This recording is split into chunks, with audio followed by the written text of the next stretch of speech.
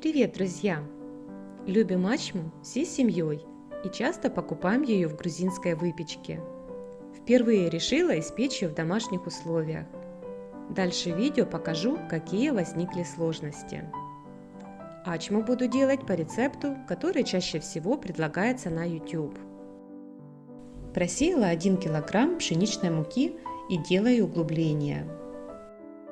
Добавляю 5 крупных яиц, 1 чайную ложку с горкой соли, 2-3 столовые ложки растительного масла. Яйца немного взбиваю. Добавляю 310 мл воды комнатной температуры. Замешиваю.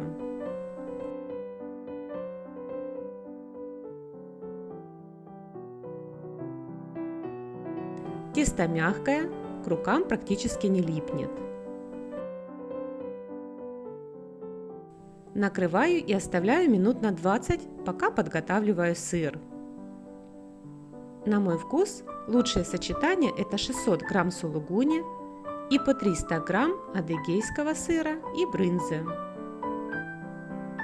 Сыр натираю на крупной терке.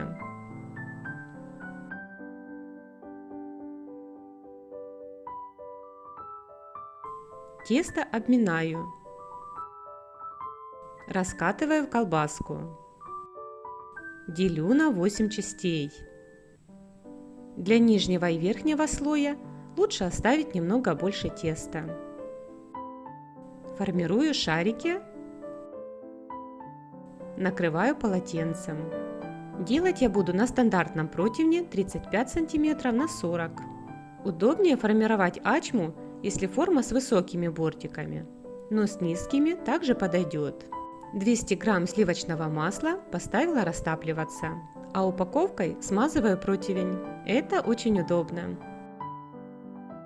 Теперь начинается самое интересное. Раскатывая наибольший круг в тонкий пласт. Это сделать оказалось совсем непросто. Тесто раскатывается плохо. Для облегчения процесса помогаю руками.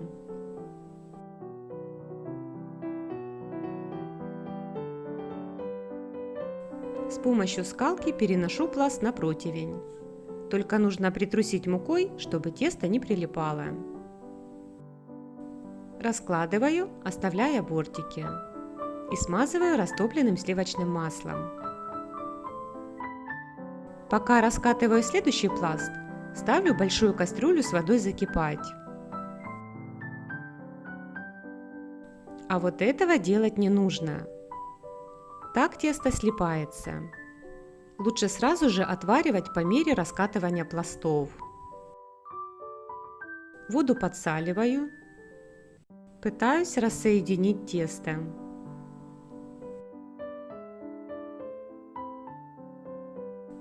И наконец-то погружаю его в кипяток на 30 секунд. Затем достаю и опускаю в холодную питьевую воду. Через 30 секунд перекладываю на полотенце. Приготовить нужно сразу несколько полотенец, так как они быстро намокают. Таким образом отвариваю 6 пластов. Нижний и верхний варить не нужно. Выкладываю 3 слоя теста, каждый из которых смазываю растопленным сливочным маслом. Из-за того, что тесто слишком тонкое и склеилось при складывании, оно поразрывалось, но на вкусе это не отразилось. Третий и последующие слои смазываю сливочным маслом и посыпаю сыром. Следующие пласты я раскатывала не так сильно, и один слой формировала из 2 пластов. Так было проще, но процесс варки, охлаждения, сушки, честно говоря, поднадоел. Но в холодную воду опускать обязательно, так как без этого тесто склеивается.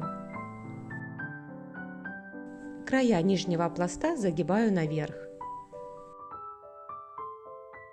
Раскатываю последний верхний пласт. Его варить не нужно.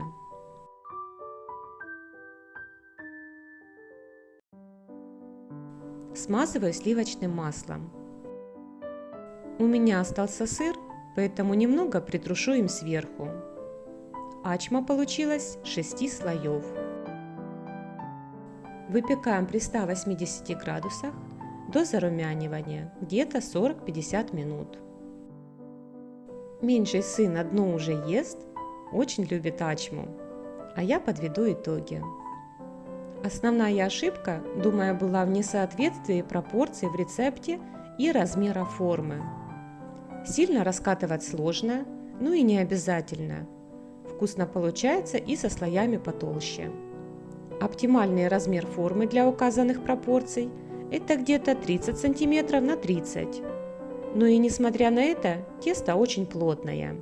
Коржи на Наполеон, например, раскатывать намного проще. Если еще раз все же решусь сделать ачму дома, то попробую с другим тестом. Либо более эластичным, либо с заварным, так, чтобы не варить коржи. Если кто-то пробовал другие варианты или есть замечания к моему опыту, с радостью выслушаю. Ну а по вкусу ачма получилась такая же вкусная, как и в грузинской выпечке. Единственное, жирновато. Сливочного масла можно добавлять немного меньше. Надеюсь, видео было полезным. Благодарна каждому за вашу поддержку и комментарии. Желаю вам крепкого здоровья и до скорых встреч!